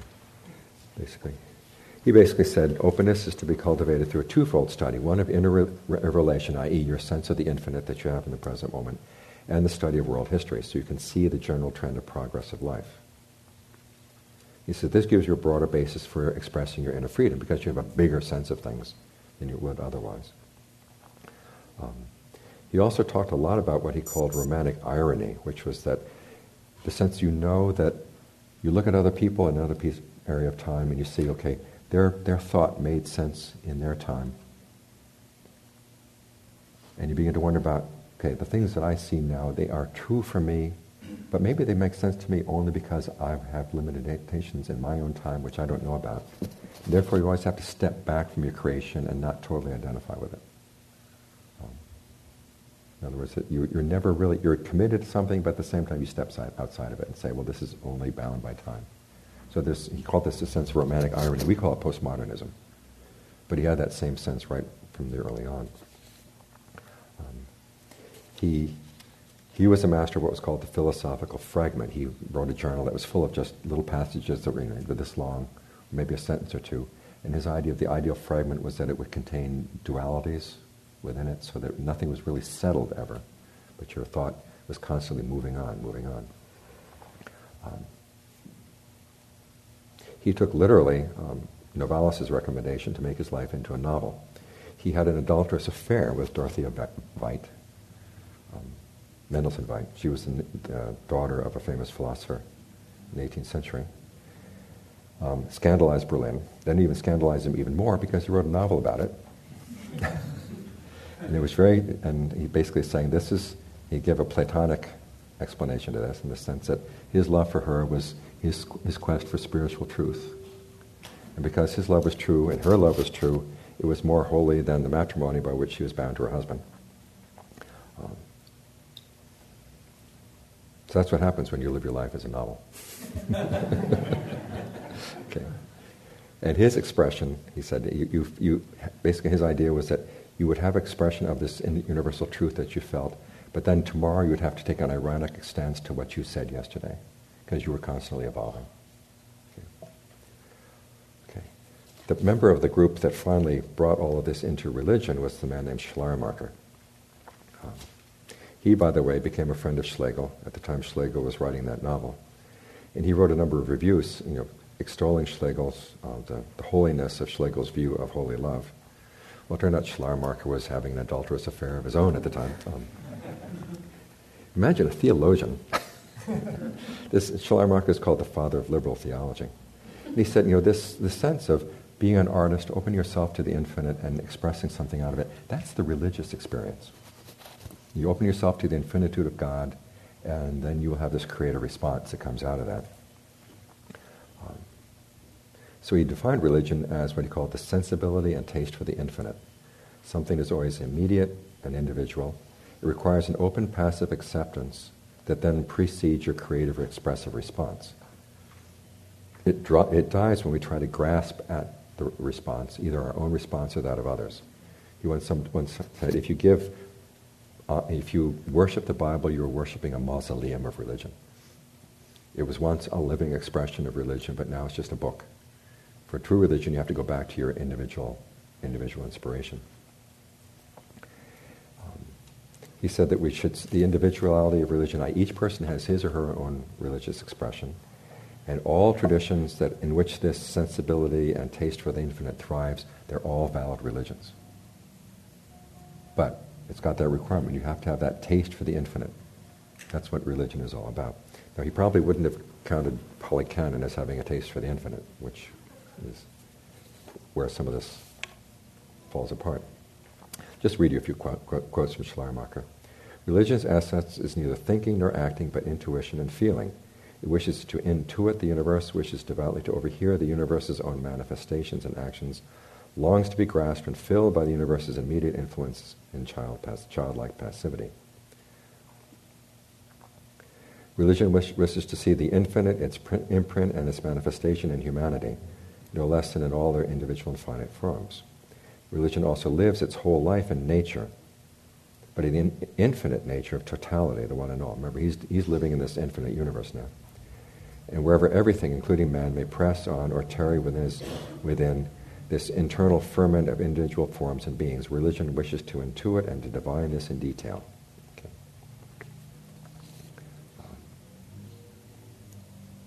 Intuition is and always remains something individual, set apart, the immediate perception and nothing more. To bind it and to incorporate it into a whole is once more the business not of sense but of abstract thought. The same is true of religion. It stops with the immediate experiences of the existence and actions of the universe, with the individual intuitions and feelings. Each of these is a self-contained work without connections and with others or dependence upon them. It knows nothing about derivation and connection, in other words, connection with one thought to a next. For among all things religion can encounter, that is why its innermost nature opposes not only an individual factor D that one would call original at first, but everything in religion is immediate and true for itself. In other words, you can't judge it.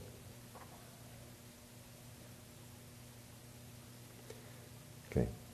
When you have persuaded another person to join you in drawing the image of the Big Dipper onto the blue background of the worlds, does he not nevertheless remain free to conceive the adjacent worlds in contours that are immediately different from yours? In other words, you look up at the sky, you see one thing, you can tell me, you see the Big Dipper, yes, but I can see other things as well. Okay. This infinite chaos, where of course every point represents a world, is as such actually the most suitable and highest symbol of religion. Individual persons may have their own arrangement and their own rubrics for arranging their religious intuitions, and the particular can thereby neither win nor lose. Okay. Now the other members of the circle picked up their religious ideas from Schleiermacher. He joined the circle a little late, but then immediately they started writing about religion as well. Some of the ideas that they added, Hölderlin added the idea that all religion is in its essence poetic, in the sense that you're trying to express this relationship with the finite, the infinite. The finite is trying to express its relationship to the infinite. It can never fully do that because every expression is finite. So what's the best expression? He says mythology, in which things stand for other things.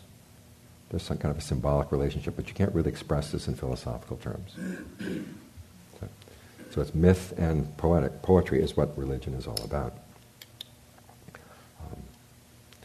Schlegel called for a study of religion within the limits of art. This is a takeoff on Kant saying he wanted to study religion within the limits of reason alone. And Schlegel said, let's study within the limits of art.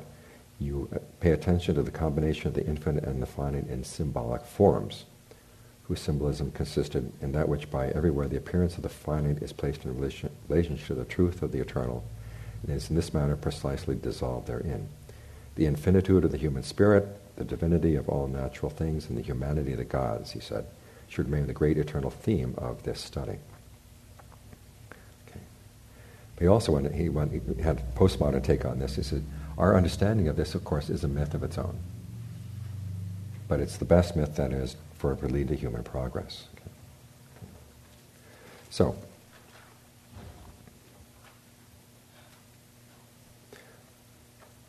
how to summarize all this before we break for lunch. Okay, what they're basically saying is there's a total individuality in religious experience, and there's no outside human religious authority. Your experience of the infinite is your experience of the infinite. Nobody can tell you anything different. Okay, but there is a need for religious expression, and the ways it's expressed follow certain laws. Okay? And these laws are this: question, what is the basic religious question? In other words, okay, your relationship to the infinite. That's the question. It's a question in terms of becoming. The Buddha would have thrown that question out. Then another thing, what is the status of religious texts? They're basically poetry and mythology. And what are the laws of the development of religious thought? Okay, religions have to develop like an organism. They have their beginnings, they have their maturity, and then they have their end. And religions all have to be, we have to accept that this is how religions develop. So there are no eternal truths. There are no universal truths, aside from the truth that everybody's free. But everybody is free to express their relationship with the infinite. That's the issue. For them, that's what the religious issue is. Do you have any questions on that? Yes. Mike?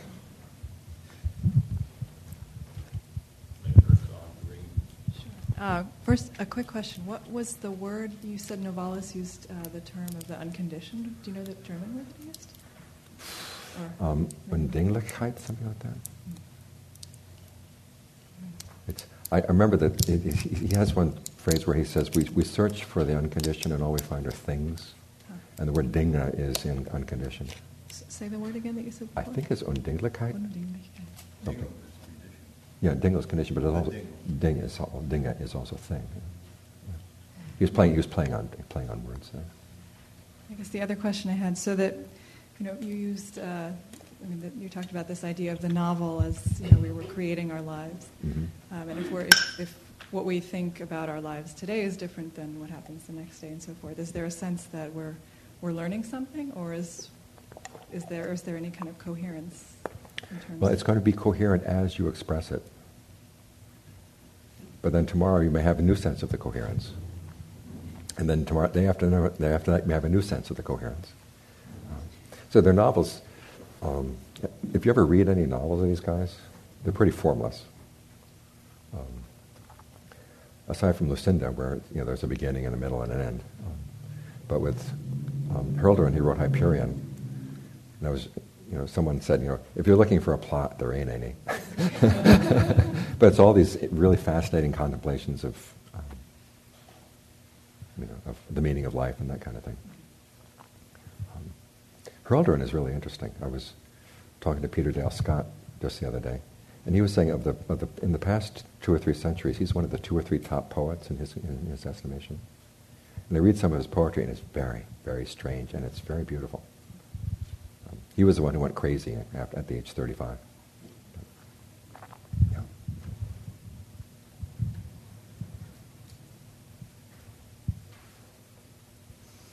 This is a bad sign. Yes, okay. Okay, question.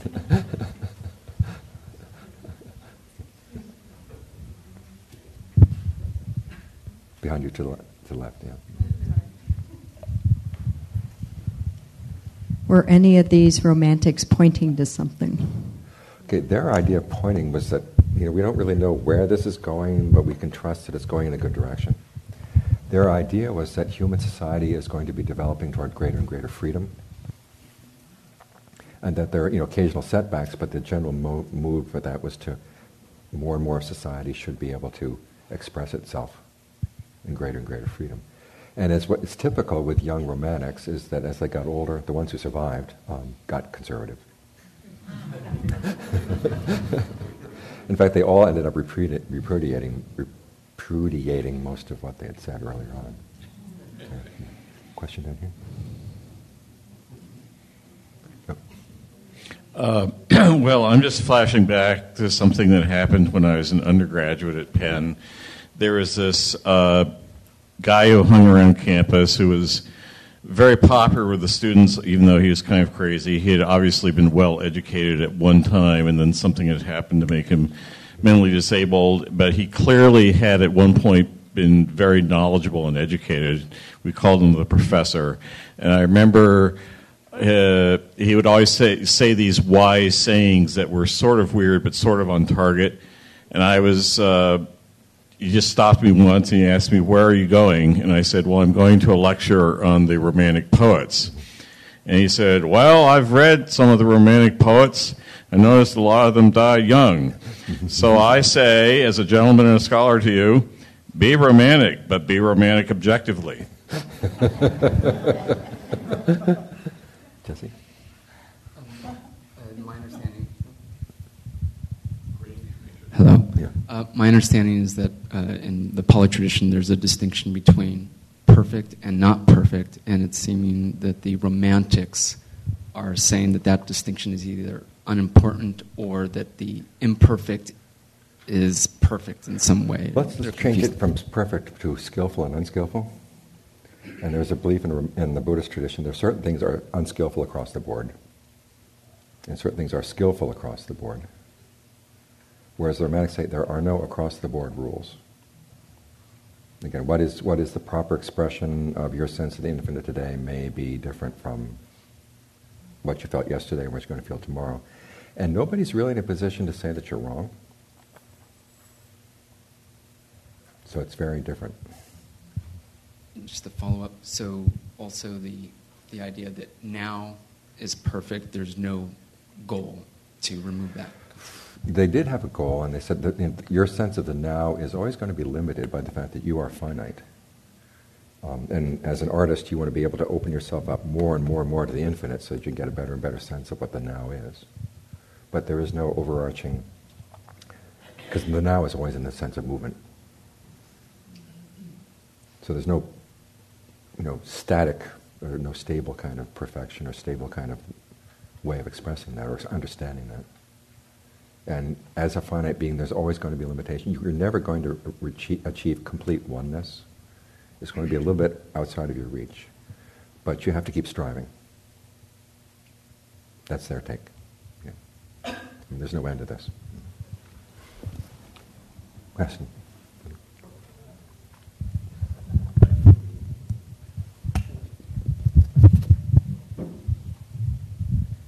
So, I'm not sure if you mentioned this already, but one thought that I had was that since every expression of or one's relationship to the infinite is totally personal, that the way to realize that would also be totally personal. So exactly, yes. So there are no methods either. There's no method. Well, the only method they have is, as I said, trying to be more and more sensitive, and Schlegel added, well, study world history.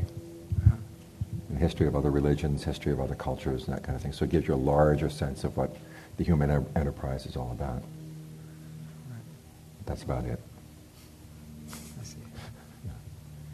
Emerson, before we break for lunch, one of the reasons we were influenced by the Romantics is because Emerson really picked up on this. And we think of Emerson as being kind of the quintessentially American thinker, American poet.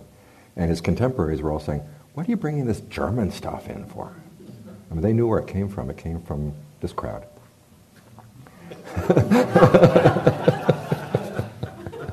What else can I say?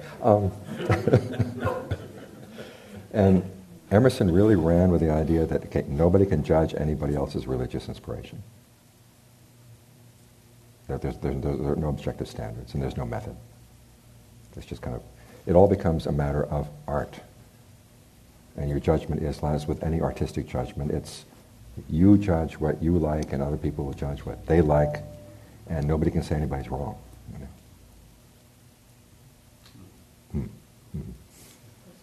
Question over here. Mike. Where's the nearest mic? Oh, there's one over there. Yeah.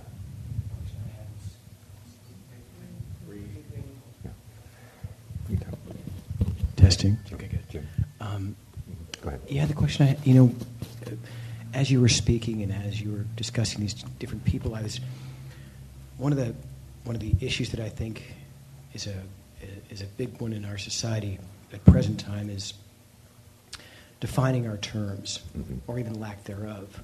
I mean, some terms that seem to have a fairly clear definition even 40 years ago, such as conservative or liberal, are now very, very amorphous and very confusing.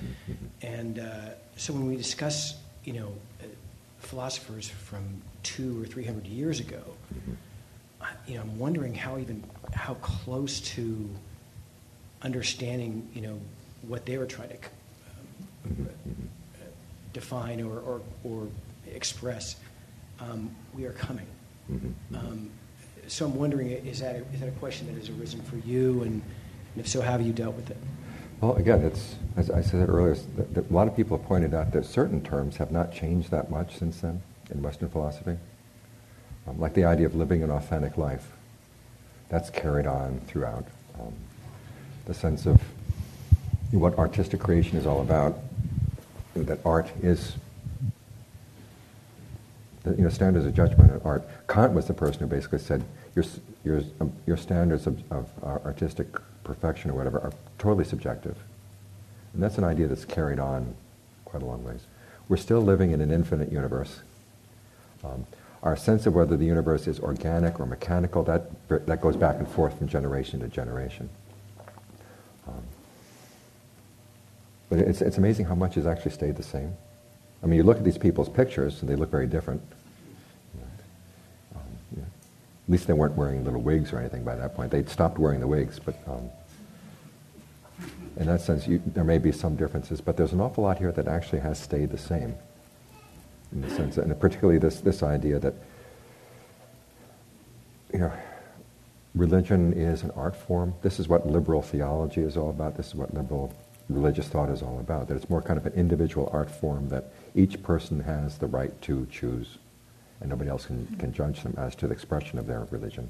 There are no objective standards in religion. Or even the word art. Can you have the mic?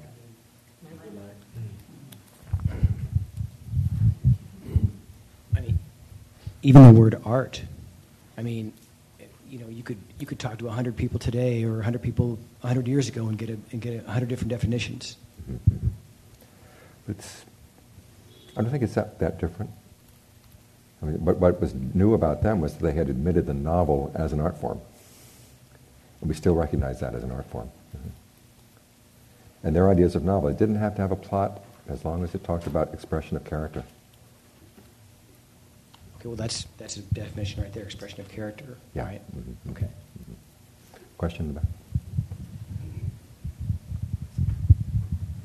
Working? More a comment that I studied a lot of cultural history. That this period in history, turn of the 19th century, 18th, was formed the idea of what we still hold as what a person is. Right. As what, like before that, Mozart wore periwigs, Beethoven wore a suit like we wear, and we're still stuck with that. That's the thesis of today's talk. Yeah. But it's the whole question of what a person is. It's like nowadays you see people modeling their lives on reality TV shows, or just what they see on TV in general. And here people were modeling their lives on the novel. So there's that element of difference. So we have a different. But when they say art imitates life, life imitates art. And Facebook, like expression, privacy is no longer an issue. Right. It's self-expression. Yeah. Question over here. Jeff.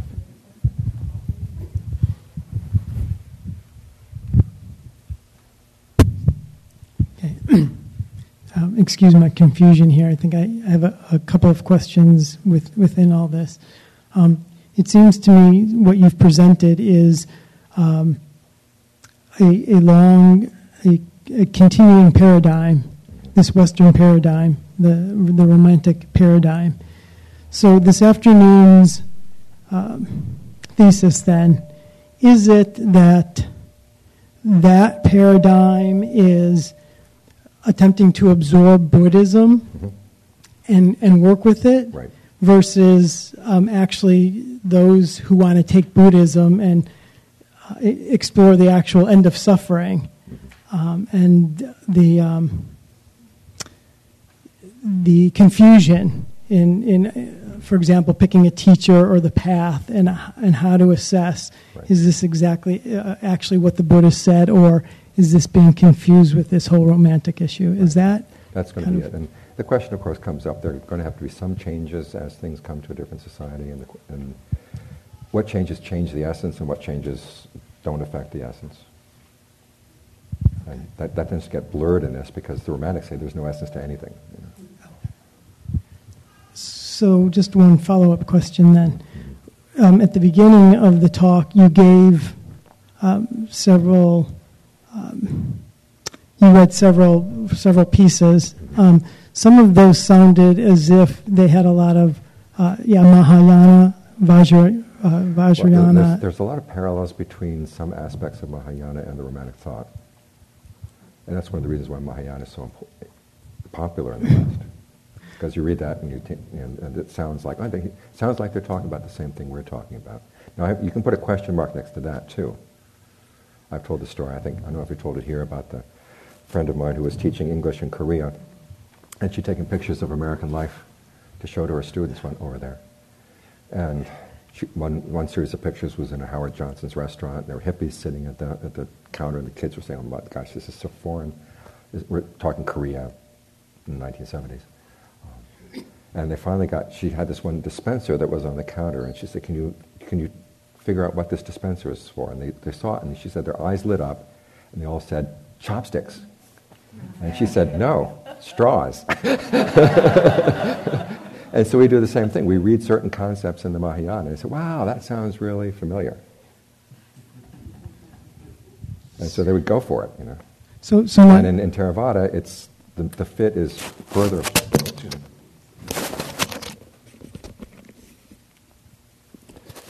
The fit is further apart, but we still manage to say, chopsticks. So then, one last follow-up question then. The Mahayana, Vajrayana, Zen developed from India through these different paths, mixing with different cultures. Right. How much of those Buddhist religions, as you kind of mention it, how much of those actually are accurate according to what the Buddha taught? That's a topic for another weekend. Well, I'm sorry, that's beyond the... I guess just the sense of those cultures mixed, as our culture is mixing. Well, every culture is full of individuals, and different individuals make the mix different. So are we actually taking those mixtures and saying it's Buddhism when in fact it isn't what the Buddha taught? Yeah. One more question. Break for lunch. I just wanted to get a little more of a sense of the place of ethics. It sounded like it was really about aesthetics. Mm-hmm. And was there any other place of ethics in those views? Well, in Schiller, you have a very definite sense that aesthetics is about living the moral life. And he had very clear ideas of what the moral life was. The Romantics, they were kind of like the hippies of... I mean, you see, as I said, out of the 5, 4 were having extramarital affairs, 3 of them were adulterous affairs. So that doesn't give you much of an inspiring example in terms of ethics. So this is one of the reasons why ethics gets pushed off to the side in all this, because it's more this aesthetic sense of wholeness and sensitivity and then creative expression. So let's break for lunch, and we'll meet again at 1.